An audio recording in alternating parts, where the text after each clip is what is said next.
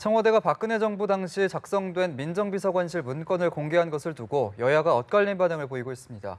이번에 공개된 문건들이 국정농단 재판과 수사에 어떤 영향을 미칠지도 관심을 모으고 있습니다. 네, 서양호 두문 정치전략연구소장, 허성우 국가디자인연구소장 두 분과 함께 정치권 상황들 살펴보겠습니다. 어서 오십시오. 어서 오십시오. 안녕하세요. 네. 문재인 정부 출범 54일 만에 이 문건들이 발견됐고 이제 청와대는 11일이 더 지나서 공개를 한 건데 일단 보수 야당에서는 공개 시점을 두고 현재 문제를 제기하고 있는 상황이고요. 두 분은 좀 어떤 의견이신지 먼저 서 소장님부터. 묘하죠. 보수 야당이 그 시기만 문제 삼지 내용 자체는 얘기하고 있지 않는 것 같습니다. 예. 뭐냐면 박근혜 정권 시절에 그 최순실 게이트와 대통령 탄핵, 그 국정농단에 대한 그 내용적인 측면에서는 뭐 시인한다라고 볼 수 있는 것 같고요. 다만 그것이 왜 10여일이 지난 지금에서 공개되었냐고 하는 시기만 문제 삼고 있다는 것에 주목해야 한다는 생각이 듭니다. 그래서 좀 시기 문제는 청와대에서는 법리적 검토가 필요했다. 대통령 기록물에 대한 것을 공개 여부에 대한 그 시간이 필요했다라고 해서 시간이 걸렸다는 생각이 들고 결과적으로는 제가 볼 때는 그 시기 문제만을 거론했다는 얘기는 이 문건 내용 자체가 갖고 있는 그 상당한 파괴력에 대해서는 야당 스스로들도 인정하고 자칫 이 문건에 대해서 내용을 비판했다가는 마치 적폐 세력을 옹호하는 듯한 그 문제가 발생되기 때문에 아마 박근혜 전 정권과는 차별화, 선긋기에 나선 걸로 보는 것만 해도 저는 이 문건이 갖고 있는 파괴력을 역설적으로 가늠해 볼 수 있는 게 아닌가 그런 생각이 듭니다. 예. 네. 어떻게 보십니까? 저는 조금 다른 생각인데요. 이제 발표 시점 갖고 이제 문제 삼는 거는 야당이 삼는 것은 그것은 뭐 그렇게 바람직하지 않는데 다만 이제 그 문건 발견 후 11일 동안 갖고 있었다는 겁니다. 그렇다면 통상적으로 이런 문건들은 발견이 되면은 바로 대통령 보고하고 그리고 이것이 발견됐다고 왜 즉시 그 언론에다 공개를 하지 않았는지 11일 동안 갖고 있었다는 거예요. 물론 청와대 입장에서는 그 당시에 뭐 실무자들이 G20 정상회담 준비 때문에 그 독일에 가 있었다고 해서 저 실무자들이 많지 않아서 그런 뭐 이야기를 했습니다만은 제가 볼 때는 이렇게 굉장히 휘발성이 강한 문건을 발견했으면은 즉시 국민들도 알 권리가 있거든요. 왜 11일 동안 붙들어 놨냐는 얘기죠. 왜 이걸 묻고 있었냐 하는 부분인데 이 부분들은 충분히 그 야당에서 지적할 만한 일이다. 예. 그리고 이 내용들이 마치 그 새로운 얘기인 것처럼 이렇게 얘기하는데요. 제가 그 볼 때는 이게 통상적으로 청와대에서는 뭐 민정부터 해서 정무 다 해서 어떤 그 사안에 대해서 국내 정치적 사안 아니면 경제적 사안 여러 가지 사안에 대해서는 업무 보고를 자료를 만듭니다. 이것이 누구 손에서 만들어지는 건지 또 어떻게 이 보고 내용들이 적용이 되어 있는지 이런 부분들을 그 사실 전후 과정을 좀 따져야 됩니다. 단 그 박수현 그 대변인 청와대 대변인 이야기는 마치 이것이 그대로 이 문건 자체가 그대로 그 지금 실행이 돼서 이것이 적폐 세력으로 가는 하나의 과정이라고 이렇게 규정을 해버리면은 그건 바람직하지 않다. 문건 자체가 누구 손에 만들어진다. 이것도 굉장히 중요하거든요. 그런 것들은 지금 아직까지 확인이 안 됐지 않습니까? 예. 그리고 이것을 일부 공개 자료를 그 지금 서울중앙지검에다가 지금 그 재판하고 있는데 그것을 검찰 증거 자료를 제출했다는 게 있습니까? 이런 부분들도 과연 그 청와대에서 이렇게 검찰이 어떻게 보면 대통령 기록물과 관련된 부분들을 이 사초와 마찬가지인데 이 사초를 갖고 증거로 과연 채택을 하기 위해서 검찰에 제출했다. 이것도 좀 따져봐야 할 부분 같아요. 네. 예. 지금 말씀해주신 이 대통령 기록물법 위반이냐 아니냐 이 문제를 가지고도 논란이 되고 있는데 실제로 청와대에서도 그걸 의식했는지 대변인이 설명하는데 상당한 시간을 할애했거든요. 어떻게 보셨나요? 저는 뭐 이전 그 가장 핵심적으로는 청와대가 11일 동안 그 발견하고도 시간을 소요된 이유, 일정한 시간이 소요된 이유 발표한 게 바로 대통령 기록물 여부에 대한 법적 검토 때문이라고 생각하는데 아마 고심을 많이 한 것 같습니다. 그래서 제가 판단하기에 저도 좀 청와대 근무해봤지만 청와대 모든 작성 문건에는 대외비라든가 몇 급 그 보안이라든가 이런 그 대외 비밀 표시가 되어 있어야 하는데 이 문건에는 그 표시가 되어 있지 않는다는 점. 두 번째는 박근혜 정부가 대통령 지정 기록물이나 기록물에 대한 목록 자체도 공개를 안 했죠. 지정 기록물로 정해버리는 바람에 공개가 되지 않아서 이것이 그 300여 종의 새로 발견된 문건들이 지정 기록물인지 아니면 대통령 단순한 기록물인지에 대해서 파악할 수 없다는 점. 따라서 세 번째에 그 현재 김영환 전 민정수석 자필로 보이는 메모만 지금 언론에 공개했다라는 게 저게 바로 저거는 대통령 기록물로 볼 수 없기 때문에 저걸 공개했다는 생각이 들고요. 나머지 자료에 대해서는 대통령 기록관으로 이관을 했고 사본을 검찰에 제출했는데 검찰에 제출한 여부를 가지고 공개했다라고 할 수 있을 것인지 국가기관의 수사에 필요한 것을 그것에 대해 염두에 둘 거라는 생각이 들고 만약에 이것이 공개 여부가 가장 문제가 된다라고 하면 국회에서 3분의 2 의결을 통해서 운영위에서 제가 볼 때는 이 진위를 규명하면 될 것 같다는 생각이 듭니다. 대통령 기록물일지라도 3분의 2 이상이거나 고등검사장, 고등법원에서의 판결이 있으면 그것을 공개할 수 있거든요. 그래서 그렇게 해서라도 진실규명이 중요한 것이지 제가 볼 때 기록물이냐 아니냐는 문제는 제도적인 절차를 통해서 보완이 충분히 가능하다라는 생각이 듭니다. 예. 그리고 이제 기록물이냐 아니냐 그 부분은 뭐 좀 더 따져봐야 되겠습니다만 예. 지금 야당에서 지금 그 의혹을 제기하고 있는 일정 부분들은 이게 전 정부가 마치 이 문건이 발견됨으로 해서 마치 전 정부가 정치 공작소처럼 이렇게 매도당하는 것은 좀 바람직하지 않다고 봅니다. 왜냐하면은 이런 여러 가지 그 정부 기록물, 대통령 특히 기록물 청와대에서 생산된 여러 가지 보호 사항들이 5년 후에 사실 이렇게 되면 5년 후에 문재인 정부가 끝나고 나서 다시 또 이런 문제가 생기지 말라는 법이 없거든요. 그래서 이런 부분들이 마치 전 정부를 마치 그 폄하하기 위해서 이것을 만약에 자꾸 그 보도를 공개를 하고 그 검찰에 증거 자료를 제출하고 뭐 이런 식으로 하게 되면은 예. 이것이 지금은 당장 전 정부가 적폐세로 몰고 가는 데는 뭐 큰 무리가 없게 보이는 건 모르겠지만 결국은 그게 부메랑이 돼서 이 정부도 마찬가지로 5점이면 이 정부도 물러나게 돼 있습니다. 문재인 정부가 하고 싶어도 못 하는 거예요. 헌법이 그렇게 돼 있기 때문에 그런 부분들도 좀 고려를 해서 이 부분들을 잘 취급해야 된다 이렇게 보는 거죠. 검증이 더 필요하겠군요. 지금 주목되는 점 한 가지가 더가 이제 문건 작성 시기가 우병우 전 청와대 민정수석의 재임 시기와 좀 겹쳐서 그동안 좀 법망을 피해가던 우 전 수석에 대한 좀 재수사의 불씨가 될 수 있을지 이 부분도 좀 많이 궁금해하거든요. 그렇죠. 박근혜 전 대통령도 구속되었고 예. 최순실 씨도 구속되었는데 청와대의 국정농단이나 측근 친인척 비리들을 감시 감독해야 될 게이트키퍼인 우병우 수석이 그동안 잘 빠져나갔는데 이번에는 쉽지 않을 거라는 생각이 듭니다. 좀 지금 허성우 이사장께서 얘기하신 게 청와대가 무슨 그런 정치 공작을 하는 곳인가에 대한 의심을 살 만하다. 이렇게 오해돼서 안 된다고 하는데 물론 이런 것들이 정치 보복을 위한 자료로 사용돼서는 안 되겠지만 다른 것도 아니고 청와대에 나온 자료에 보면 이번에 발견된 자료에 삼성이 뭘 필요하는지 삼성 경영승계 국면을 적극 활용해야 된다. 뭐 이런 내용들은 청와대에서는 해서는 안 될 문제이기 때문에 이것이 바로 청와대가 특정 기업의 경영승계에 대해서 직접적으로 개입하고 지원한 정황이 아닌가라는 생각이 들고 이 시기가 아시겠지만 2014년 6월 11일부터 2015년 6월 24일까지의 문건인데 이 시기에 재임했던 분이 바로 고 김영한 민정수석과 그리고 우병우 전 민정수석입니다. 따라서 이 문건의 상당수가 민정수석실에서 작성된 걸로 추정된다라고 한다면 바로 이 재반의 전체적인 국정농단에서의 삼성의 경영 승계와 관련해서 청와대 개입 문제에 대해서 민정수석실이 개입됐다고 볼 수밖에 없기 때문에 우병우 전 민정수석에 대한 검찰의 재수사에 대한 필요성들이 강하게 제기되는 부분이 아닌가 생각이 듭니다. 예. 네. 근데 지금 여기 보면은 300건 중에 지금 일부만 공개됐잖아요. 예. 그 이제 공개된 게 주로 이제 최순실 씨 국정농단 게이트 이 부분과 관련된 특히 뭐 우병우 수석 부분 해서 그리고 김기춘 비서실장 뭐 이렇게 해서 관련된 것들이 결국 이제 크게 보면 세 가지잖아요. 하나는 그 블랙리스트 관련된 거, 또 하나는 이제 삼성 경영권 승계 문제. 뭐 이렇게 해서 지금 고 김영한 민정수석의 자필 메모 뭐 이런 것들은 이제 되는데 이것이 결국은 그 문건에도 발견됐습니다만은 정부 입장에서는 왜냐하면 삼성이 개인 기업이 아니지 않습니까? 정말로 세계적인 기업이고 우리나라 1등 가는 기업인데 이 경영 승계에 대해서 정부에서 관심 가질 수밖에 없는 겁니다. 어느 정부가 들어서도 관심 가질 사항입니다.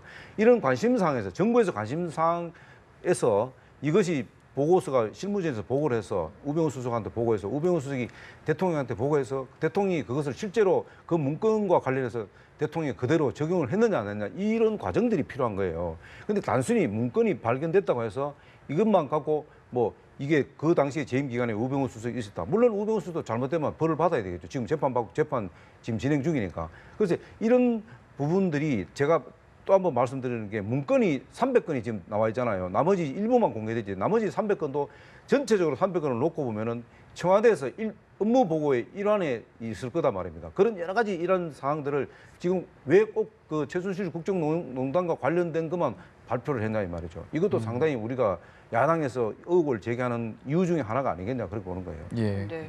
좀 이 문건이 실제로 적용됐는지도 검토를 해봐야 된다고 말씀을 하셨고요. 사실 문건 자체도 실제로 적용을 받으려면은 이게 증거 입증 능력이 있어야 된다고 하더라고요. 이거 그렇죠. 무슨 검찰에서 그 재판의 증거로 쓰이려면 작성자가 일단 규명이 돼야 됩니다. 그리고 작성자에 의해서 이 문건을 작성을 지시한 사람이 누구인지, 그리고 어떤 경위에서 작성되었고 목적은 무엇이었는지, 이런 내용들이 그 정확하게 작성자에서 밝혀질 때만이 증거로서 채택될 수 있는데요.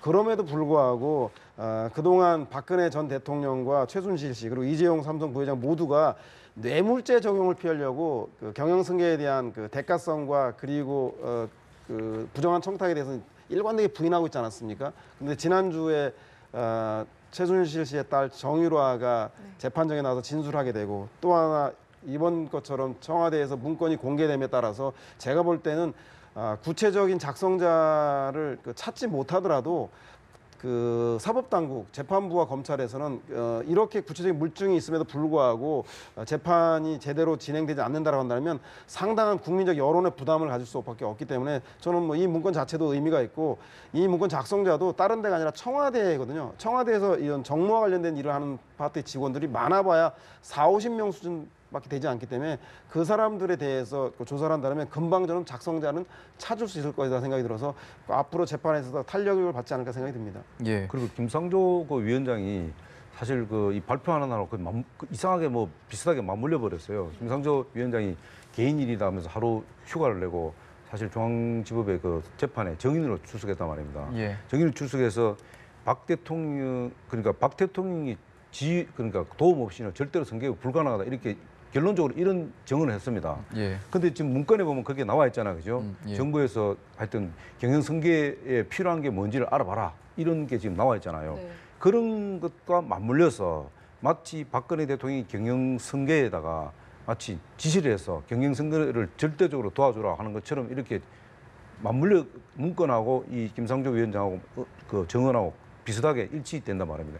이런 것들이 결국 이제 그 시점, 발표 시점하고 이런 오해받을 만한 소지가 있다는 거죠. 야당에서 그런 것들 지적하는 이유가. 예. 그렇기 때문에 이 부분은 뭐 사초인지 아니면 진짜 뭐 일반 보고서인지 또 그 보고서가 얼마만큼 적용이 되는지 이런 것들을 엄밀히 더 따질 필요가 있다. 그리고 또 정부 기록물과 관련해서 그런 법적 그 해석도 앞으로는 명확하게 밝혀져야 할 부분이다 이렇게 보는 거죠. 뭐 사실이 하나이기 때문에 증언이나 문건이나 하나를 일치하게 가르치고 있는 거 아니겠습니까? 좀 뭐 그렇게 보는 게 김상조 위원장의 증언이나 이런 문건이 우연에 의해서 그 뭐 계획에 의해서 짜맞춰지기보다는 제가 볼 때는 박근혜 전 대통령이 경영승계에 대해서 직접적으로 지시하고 관여했기 때문에 증언과 진술들이 이렇게 하나의 방향으로 모아지는 게 아닌가 그런 생각이 듭니다. 그 부분에 대해서는 이의가 있어요. 네. 왜냐하면 김상조 지금 공직위원장은 위원장이 되기 전에 삼성에 그 경영승계와 관련된 자문을 많이 해준 걸로 알고 있어요. 그거는 뭐 이미 그 청문회 과정에서도 밝혀졌지만은 이런 부분들이 결국은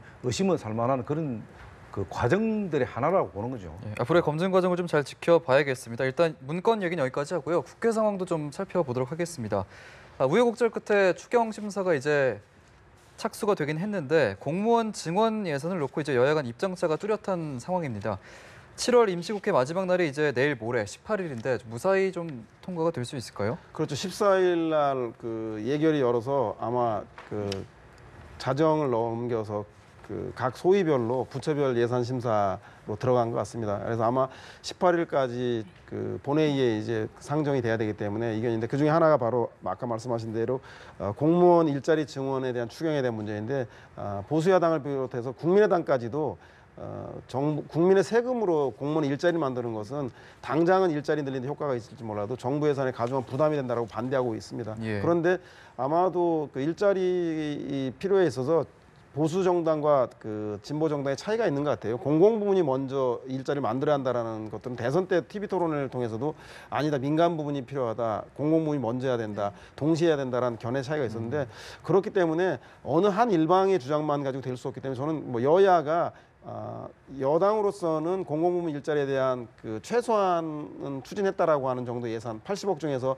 일정 부분을 수용하고 야당은 또 삭감했다는 명분을 갖기 위해서 80억의 일부를 삭감하는 그래서 여야가 윈윈하는 방식으로 저는 18일 내에 처리할 것 같다는 생각이 들고 만약에 처리하지 못한다라면 7월 임시국회 회기 연장을 해서라도 좀 처리하지 않으면 예. 국민의 여론적 역풍 때문에 뭐 일하는 국회 도대체 한 게 뭐가 있냐라고 하는 그 비판 여론에 직면할 수밖에 없기 때문에 저는 뭐 여야 간에 서로가 윈윈한 적정한 타협점을 통해서 그 해결할 수 있으리라고 전망이 됩니다. 예. 네. 소장님도 역시 물밑 협상 타결될 것이다 이렇게 네, 보시나요? 저도 뭐 서영호 소장님 얘기에 거의 다 동의를 합니다. 다만 예. 이제 각 당마다 입장이 조금 그 온도 차이가 있긴 있습니다. 왜냐하면 지금 그 한국당 같은 경우는 추경안이 충족 요건에 맞느냐 하는 부분을 갖고 지금 굉장히 지금 논란이 있거든요. 그리고 또 국민의당 같은 경우는 이게 뭐 추경 이게 결국은 대통령의 낙하산 추경이 아니냐 뭐 이렇게 하면서 이제 공론이고요. 그리고 또 바른정당 같은 경우는 주로 이제 그 공공 일자리보다는 교사 부분에 이런 쪽에다가 조금 그 생각이 좀 달라요. 이런데 어쨌든 중요한 것은 그 지금 수정안을 제출하라는데 그 여당에서는 지금 수정안을 제출할 만한 시간이 없다. 왜냐하면 18일 날 그 본회의를 열어서 처리해야 되는데 그렇게 지금 되어 있고 지금 말씀하신 이제 80억 부분은 지금 야당에서도 그 지금 공무원 일자리 창출 80억인데 사실 11조 추경 11조 중에 80억은 아무것도 아니지 않습니까? 네. 그런데 예. 그것이 80억이 왜 지금 중요하냐면요. 그 80억이 결국은 공무원들이 채용이 되면은 그게 이제 뭐 여러 가지로 그 누적되면 결국은 그게 엄청난 돈으로 불어납니다. 뭐 연금이나 연금 플러스 예. 돼요. 그러게 되면 그게 다 이제 국민들 사실 세금으로 다 충당을 해야 될 부분이 되니까 예. 그 부분을 사전에 좀 꼼꼼하게 따져야 된다. 비록 80억은 아니더라도. 그래서 제일 가장 지금 중요한 것은 공공 일자리 창출. 그 부분은 상당히 그 정리가 되면은 다른 부분들은 뭐 큰 제가 볼 때는 논란의 여지가 없지 않겠나. 그래서 추경은 역대 어떤 정부든지 추경은 다 통과되어 왔기 때문에 이 부분은 뭐 야당에서도 반대할 큰 명분이 좀 부족하다 이렇게 보는 거죠. 예. 자, 이런 가운데 이제 문 대통령이 오는 19일 여야 5당 대표를 청와대로 초청을 해서 오찬 회동을 가질 예정인데요. 자유한국당 홍준표 대표는 불참을 시사한 상황이고 현안 관련 입장이 좀 다르다고 하더라도 제1야당 대표가 좀 이렇게 불참하는 것에 대해서는 어떻게 생각하세요? 그 많이 본 장면 아닙니까? 그 홍준표 대표 취임하자마자 예. 추미애 민주당 대표만 찾아가고 나머지 그 야당들은 찾아가지 않았습니다. 그건 제1당으로서 여야 1당으로서의 1대1 대결 구도, 양당 체제를 과시하기 위한 건데 저는 이번에도 오자 대표 회담이기 때문에 아마 자유한국당이 1당으로서 예우를 요구하는 것 같다는 생각이 들고요. 그래서 여당에서 그런 것에 대해서 예우를 갖춰주면 전 충분히 참여할 것이다. 왜냐하면 홍준표 대표조차도 아예 그 얘기를 닫아놓은 것이 아니라 원내대표 회담으로 역제안하는 것을 보면 대화는 하겠다는 의지는 분명히 하는 것 같고요. 예. 특히 반대 명문으로들은 FTA 문제에 대한 그 입장 때문에 그 회담을 반대한다는 게 좀 국민들한테 설득력 있고 좀 궁색하거든요. 그래서 아니 반대한다면 그 자리에 가서 예전에는 왜 그 노무현 대통령 시절에는 FTA에 대해서 야당이 그렇게까지 하자고 했을 때 여당이 반대했는데 이제 와서 거꾸로 됐냐라고 하는 입장 표명을 요구한다라든가 이런 걸 만나서 얘기를 해야지 FTA에 대한 입장이 변화된 것을 그 오찬 회담 자체를 거부하는 것으로서의 명분은 설득력이 좀 떨어지기 때문에 저는 예.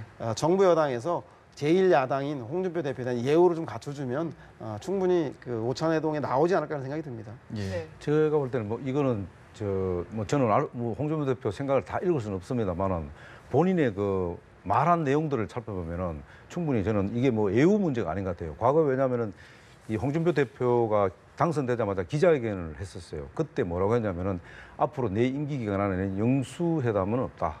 예. 영수회담으로 정치적인 문제를 타결할 경우는 거의 없을 거다. 이렇게 단언을 해버렸어요. 왜 그러냐 이랬더니 이 영수회담을 해서 그러니까 대통령과 이 야당 대표가 마주 앉아갖고 비공개에서 무슨 얘기가 어떻게 할지 모르겠다 이런 얘기를 했었거든요. 이거는 뭐냐면은 과거에 그런 사례들이 많았습니다. 그 삼김 시대 때 사실 영수회담을 해서 그 안에 비밀회담을 할 적에 비밀회담 하면서 뭔가를 주고받았을 때 그 내용을 그래서 굉장히 그 정치권에서 그런 것들이 논란의 여지가 많았거든요. 그래서 과거에도 영수회담을 하기가 굉장히 껄끄러웠습니다. 왜냐하면 영수회담을 하고 나서 돌아오면은 항상 야당이 피해를 봤어요. 마치 청와대에서 흘려서 야당 당수한테 뭔가를 베풀었다 이래서 오해를 받은 소지가 많았어요. 예. 그런 아마 그 생각을 많이 갖고 있는 것 같아요. 그래서 홍준표 대표는 이미 벌써 기자회견 때 이걸 밝혔기 때문에 네.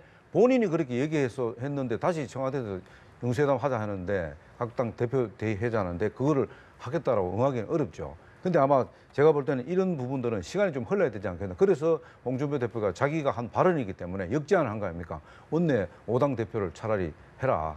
나는 안 가겠다. 이렇게 했는데 이 부분은 이제 청와대에서 어떻게 할지 모르겠습니다만은 아마 당대표 일단 이번에는 홍준표 대표 빼고 예. 네. 뭐 하지 않겠나. 왜냐하면 거기 가야 할 부분이 뭐냐면 이 또 야당 대표들이 갈 수밖에 없는 지금 상황이 뭐냐면 저 문재인 정부 초기도 초기지만은 어쨌든 그 한미 정상회담 또 G20 이런 뭐 여러 가지 성과 부분들이 있거든요. 그런 부분들을 그 다음에 추경에 대한 뭐 추경이 통과되면 당연히 19일 날 잡은 이유는 추경이 18일 날 통과된다는 생각을 하고 아마 19일 날 했을 거예요. 그래야지 거기에 대한 고마움도 좀 표시하고 그리고 여야 대표 간의 어떤 대통령 입장에서 좀 도움 받을 건 도움 받고 또 야당에서 요구하는 부분을 도와주고 이렇게 해서 뭔가 협치하는 모습을 보여줘야 되는데 예. 당 대표가 빠져버리면은 이게 모양이 안 되죠. 제1당이 야당이 빠지면 안 좋아서 청와대에서 지금 고심이 좀 있을 겁니다. 과거 밀실에서 하던 여야 영수회담은 아니고 그 여야 5당 대표 오찬이기 때문에 아마도 아까 말씀하신 대로 국정 전반에 대한 의견을 교환하는 거지 거기서 무슨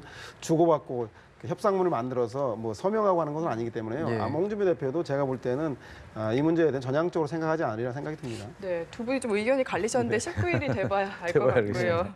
국민의당 이야기 계속해서 해봐야 될 것 같습니다. 국민의당에 어제 김인원 전 부단장이 3차 소환됐거든요.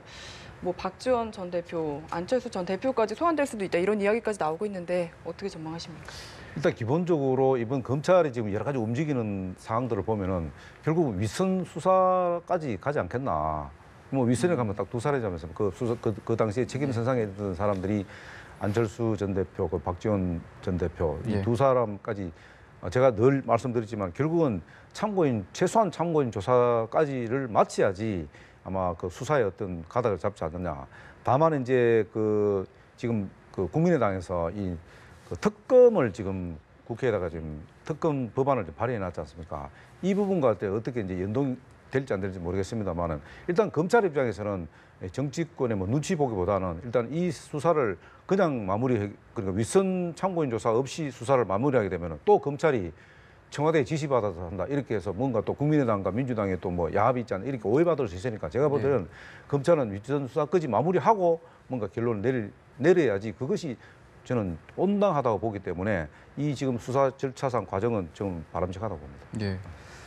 서수장님은 어떻게 보십니까? 저는 뭐 이용주 단장 그리고 김성호 부단장 그리고 김인원 부단장의 진술에 달렸다는 생각이 듭니다. 예. 만약에 이유미 씨와 그 이준서 전 최고위원의 그 제보 조작이 공명선거 추진단이었던 이 단 내에서의 회의를 통해서 검증을 하고 했던 것이면 아마 이 세 사람 차원에서 끝날 것이고 그렇지 않고 당시의 내용이 대단히 충격적이었던 것입니다. 그 문유용 씨가 조작해서 특혜를 받았다는 게 아니라 문재인 대통령이 거기에 고용정보원에 입사원서를 내라라고 지시했다고 해서 대통령이 직접 지시한 걸로 내용이 담겨 있기 때문에 예. 이런 정도의 내용을 과연 공명선거 추진단이라는 특별 기구에서만 했을 것인가 아니면 당시에 상임선대위원회에 있는 최고 의결기구에서 결정하지 않았겠는가라는 게 많은 사람들의 의심이기 때문에 예. 아마 이 추진단에서 그래도 우리가 했다라고 그 결과를 얘기하면 아마 그 선에서 끝일 가능성이 높고 그렇지 않고 사안이 중대해서 아마 상임선대위 회의에 보고했다라는 얘기가 나오면 결국은 박지원 상임선대위원장이나 아니 당시 후보였던 안철수 후보에게 전 후보에까지 수사가 확대되지 않겠냐 생각이 드는데 지금 현재 나타나는 모습을 보면 이용주 의원과 김성호 그리고 그 김인원 부단장이 공명선거 추진단 내에서 자체적으로 판단하는 것이라고 진술하고 있기 때문에 예. 또 다른 물증이 나오지 않는 한 박지원 대표라든가 안철수 후보까지 수사가 확대되기는 쉽지 않을 것 같은 전망입니다. 예. 네. 자, 이렇게 제보 조작 사건으로 국민의당이 어수선한 상황인데 이제 다음 달에 전당대회가 열리거든요. 네. 중진들이 대거 출마할 것으로 알려졌는데 지금 현재 국민의당을 좀 구원하기 위한 좀 리더십 어떤 인물이 좀 필요하다고 보십니까? 지금 이제 뭐 8월달에 이제 그 후보로 지금 거론되는 사람 거의 이제 세 사람으로 되는 것 같아요. 뭐 예. 천정배 그리고 정동영 의원 그리고 김한길 의원이 이제 뭐 아직 지금 출마 의사를 밝히지 않는데 사실 이 정동영 그 천정배 두 의원으로만 갖고는 사실 이 컨벤션 효과를 만들기도 어렵고 예. 네. 또 이 정동영, 천정배 이 의원들이 다 훌륭하지만은 또 이 너무 좀 올드하다는 생각이 좀 드는 예. 거고. 근데 지금 가장 중요한 것은 지금 이제 김한길 의원이 이제 가세를 할 거냐 말 것인데 이 김한길 의원이 가세가 되면은 전 의원이 가세되면은 아마 컨벤션 효과는 좀 있을 가능성이 높다. 그리고 어쨌든 가장 중요한 것은 그 새로운 리더십을 좀 발휘를 해야 되는데 이 새로운 리더십이라는 것은 국민의당을 정복 정당화할 수 있는 그런 리더십이 좀 필요하거든요. 이제 거기에 적합한 인물이 누구냐 하는데 그 적합한 인물이 이 비호남권 출신들이 대거 좀 참여해주면은 예. 이 컨벤션 효과는 일어나는데 이 또 그들만의 리그가 돼버리면 호남 출신 의원들만 또 이 전당대회에 나가게 되면은 정말로 그 전당대회 효과는 크게 얻지 못하고 또 국민의당이 지도력을 발휘하기는 쉽지 않다. 그렇기 때문에 저는 비호남 출신들이 좀 국민의당을 전당대회에 좀 참여해서 거기서 뭔가를 어떤 그 결과를 얻어내면 굉장히 좀 효과는 있을 거라고 봅니다. 예. 소장님께도 마지막으로 짧게 네. 들어보겠습니다. 근데 저는 그 제보 조작 사건과 그리고 대선 패배 책임론을 완전히 안철수 전 후보에게만 남기고 이번 전당대회가 안철수 꼬리 자르기, 안철수와 차별화 전당대회로 한다면 또다시 안철수 대 반안철수의 개파 구도로밖에 비치지 않을 것이다. 그렇다면 국민들은 명분은 그거지만 지방선거를 앞두고 안철수계와 반안철수계가 공천권을 둘러싸고 예. 헤게모니 싸움을 하는 게 아니라고 비칠 우려가 많기 때문에 그런 싸움보다는 실제로 국민들이 만들어준 5당 체제에 맞게 다당제 요구에 실현하기 위해서 제3당으로서의 국민의당이 나아갈 길이 무엇인지에 대해서 정책과 임무를 제시하는, 그래서 새로운 좀 인물과 새로운 정책들을 제시하는 장이 되지 않는다면 결국은 중진들 간에 지방선거를 앞둔 그 공천 지분 나누기로 비칠 경우에는 국민의당은 지방선거에서 더 어려워지지 않겠냐. 그래서 그런 문제를 좀 불식하는 국민들에게 새롭게 다가가는 전당대회가 돼야 되겠다는 생각이 듭니다. 알겠습니다. 두 분 말씀 오늘 여기까지 듣겠습니다. 고맙습니다. 잘 들었습니다.